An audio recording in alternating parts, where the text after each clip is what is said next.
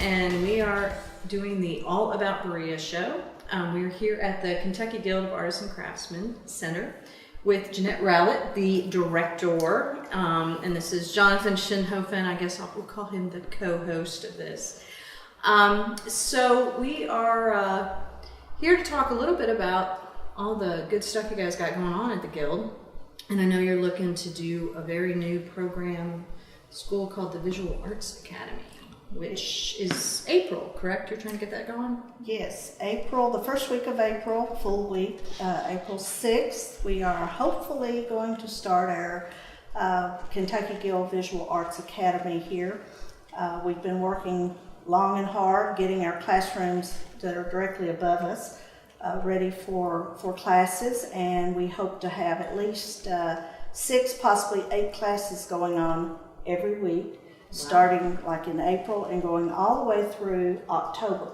Now, we will have a few weekend classes because everybody, isn't retired, or some people still are working and they still want to do some craft or learn some things about the arts. So we will be doing some Friday, Saturday, and Sunday classes. So every week you're looking to have 6 to 8, and doing that for that's like a whole lot of. That's a whole lot of academy. That's a lot of academy, but when you get to thinking about visual arts, there's a lot of different types of medium out there. Blacksmithing and wood turning and stained glass and fused glass and basket making and paper making. I mean, we just have a wealth of master craftsmen who do these things. I know you're not going to do blacksmithing upstairs. No, we're not, and that won't be, probably even in the first year. But that's in our plan to expand those things as we, get better at what we're doing. Now, is this something, because this is a new space and you've now been here, has it been a year that you've been in this space? We purchased this space in May of 2002, and we've probably been open about six months. Okay. All the other time we were working, raising money, starting from the ground up. And I should say, anyone in Berea who hasn't been to the Guild should really come. It is just a gorgeous space. And you have a new, not renter, but Nora Swanson has moved her stuff up here now. So she's no longer at the old Berea Hotel. So you can find her, right. She's here. And then just a lot of members' art that you're selling. And it's just the light. It's just a beautiful space. We have probably about 55 or 60 artists represented right now. But all across the state, we have about 350, 360 members. And we have a jury session every February and every August. So, we get new blood a couple times a year. So we're excited about that. Well, I have to say, the thing that comes to mind when I'm thinking about the Visual Arts Academy is, obviously you guys wouldn't be doing this if you didn't think, but you think you'll really get enough students for that much classes. Like there will be that amount of interest. Oh, yes. We have several folk art schools and lapidary schools that are fairly near to us. We've got John C. Campbell Folk Art School down in Brasstown, North Carolina, and we have lots of people right here from Kentucky who go there to school. And we also have some of our own members who teach there. And about 15 miles from there, you have William Holland School of Lapidary. I've been attending there for 15 years. And we're modeling ours after some of those places. Aramount, they have the week-long classes. And our whole mission is to, generate our next generation of artists. I mean, we're here to teach that person who wants to become a basket maker. And hopefully in the future, maybe will have their own storefront and be selling their product. It could become a livelihood for them. Please tell us what lapidary is. Okay, lapidary is the cutting. Do you know? No. No, I don't either. Oh, I thought you were being snarky. No. But you knew that you wanted to tell her. Well, if viewing audience, if I don't know, then I'm sure the viewing audience doesn't know, right? Well, here I get to teach some as a former teacher. Okay. I'll think of some. The lapidary arts are your faceting of stones, the cutting of mineral rock, and you see a lot of beautiful rings with turquoise and lapis and all of that. So that's that phase of the lapidary work that, you have saws and you have all of those things and you polish. But that's what lapidary means. Sounds really cool. And now here comes the big Berea question. Okay. How are the Visual Arts Academy going to differ from the Learn Shops? Oh, well, I think quite differently. The Learn Shops have been very successful here, the last 4 years? Are they going into 5? I kind of lose track of time, but they're coming in, they're registering, they're getting their hands kind of wet with making maybe a bracelet, or they're making a small basket within a short period of time. And I think maybe they may have some classes that are 2 days, but I think it's more of the introduction to visual arts, and I'm hoping that we can collaborate with these classes. And if we have somebody who comes from Cincinnati or down in Tennessee, or they come up here for a class and they really like basket making, then we will offer beginning, intermediate, and advanced basket making. And after 3 full weeks of classes at different times during the year, I think we could say that person would be pretty good at making baskets, and probably could teach someone else very well. But we want to cover the whole gamut of baskets. My first basket I made was a stair-step basket. And I took it over in Richmond at the extension office. Never had made a basket, but it intrigued me. So I went over and spent an evening with several other ladies and teacher and made a basket, and, was quite surprised that it turned out so well. Right. But I knew then that jewelry was my love, and I was going to stick with it. It was hard to make a basket. That off. It was hard to make that particular basket, but nobody told me it was going to be hard. And the teacher said, "Have you ever made baskets before?" And I said, "No, this is my first one." And she said, "Well, you really did a good job, because usually this is hard."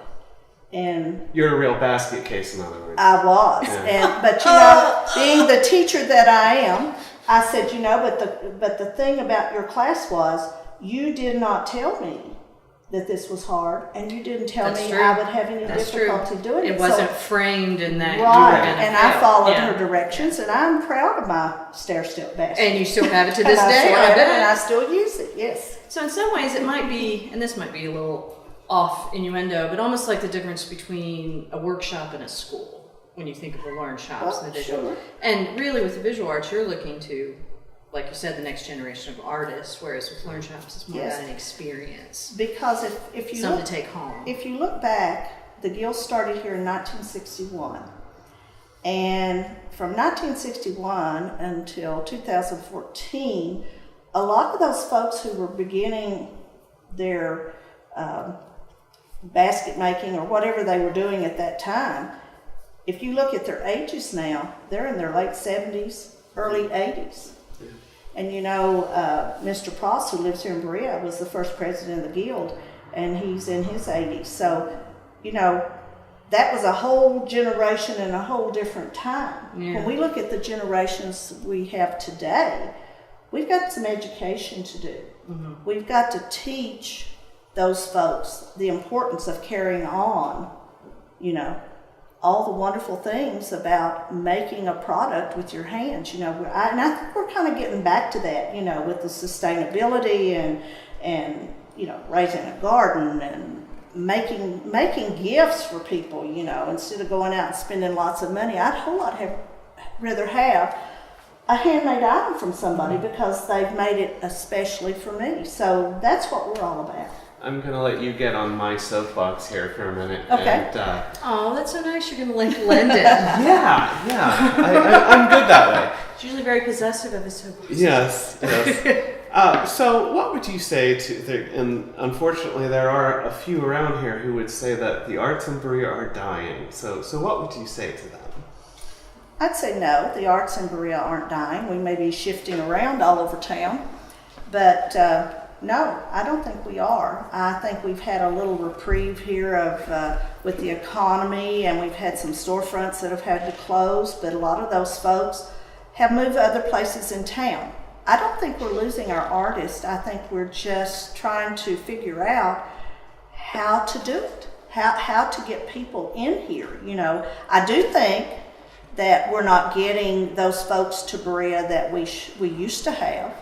And there again, I think that's education, that's advertising, that's making people aware that Berea's here, and we've got a wealth of talent here. We've got a lot to offer. It just has to be put out there across the states, not even just Kentucky, but the 7 states that touch us. We have people comes to our fairs from all those places, but Knoxville and Nashville and Bowling Green, all of these places, they know about Berea and they come here. We do a survey every year when we have our fair, and we get, we have people from everywhere, and they'll say, I'll be back next time. So I think we're just at a slump here, and we've got to kind of band together and help each other. And well, the point I of couldn't the have said it better myself. yeah, thank you. Thank you. Oh. Well, and I think that's really the direction of the education in the arts is in some ways trying to evolve and transform, because, I know when they talked about the Guild first starting in Berea, different people have told me you couldn't get those kinds of goods elsewhere. Now access is completely transformed. We've got the internet, we've got lots of crafts fairs around the country, but bringing in that educational piece is now one more thing added to Because the appeal of coming in here. Right. Well, I think a lot of people, since it's been so long since 1961, I think people don't realize that even before we had the Kentucky Crafted Market that started in 1986, we were traveling across the state in the early to mid 60s on 2 train cars. Yeah. And we were showing people how to carve and how to turn wood on a wood lathe. Yeah, you were down to the very. We were doing that, and I think that started our mission, because even out of that, there was co-ops established across the state, and there was people actually realizing that what they were doing could be sold. The quilting, it became just a big thing with the quilts, and then of course when Phyllis George came in as our first lady and traveled across the state and saw such richness that we had with the arts, all of that was pushed. So, I really think we need somebody out there now that will look at, Berea is the arts and crafts capital of Kentucky. Well, we need to be showing people that's what we are. I think that any opportunity we have to spread the good word, we need to be spreading it and doing that education about what we have been in the past, what we are now, and what we're going to be in the future here. All right. Well, Jeannette, I appreciate so much you opening up your doors for us to do the show here and telling us about your future plans and good luck. And I'm sure if there are people out there who are interested in the Visual Arts Academy, what's the best way for them to reach you? Well, they can actually call us at 986-3192, and we can tell them what we're doing. We're in the process right now of doing a academy website. We're hoping to have it out or up and running by the end of next week. We won't have every class on there, but you can see what we've got scheduled so far. We'll probably have online registration. We'll have an online registration as well, and we're at 116 North Broadway down in Old Town Artists Village. And I mean, I know from my own experience, it's hard to get out and go places in my own town. Of course, I'm busy most of the time, but I do find the time to go uptown and out to the Artisan Center and just meander around here in our own community to say hey to all my neighbors. So, you never know what you have until you get out and look at it. So come on down to Old Town and stop in. We promise we'll have a smile on our face and we'll give you some Southern hospitality.